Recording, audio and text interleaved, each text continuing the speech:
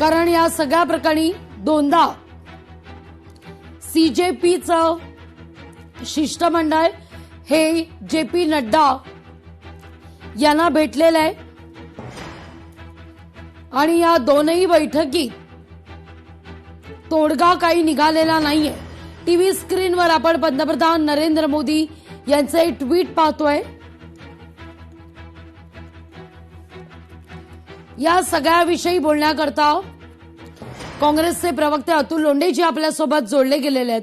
अतुलजी, काय पहिली प्रतिक्रिया आहे या ट्विट नंतर?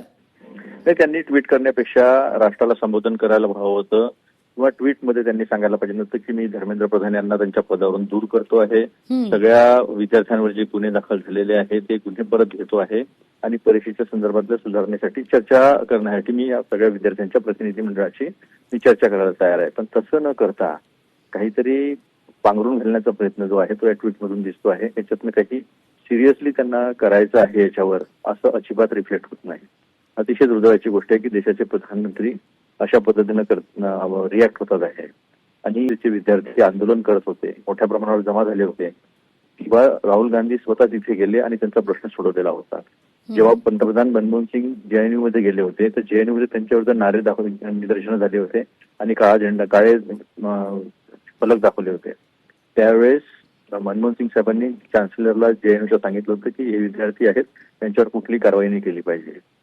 विद्यार्थ्यांशी कसं वागावं, दुश्मनासारखे वागत आहेत, पाकिस्तानमध्ये त्यांना मदत येते आहे, काही लोक सहानुभूतीपोटी तिथे काही पॅकेट्स पाठवत आहेत जेवणाची, त्याच्यावरती ही मदत पाकिस्तान असे घाणेरडे नॅरेटिव्ह पसरवण्याचा प्रयत्न करून तरुणांच्या मनात अजून चीड निर्माण करण्याचं काम भाजप करत आहे, त्याचा आम्ही निषेध करतो। अगदी अतुलजी, धन्यवाद आमच्याशी संवाद साधला त्याबद्दल।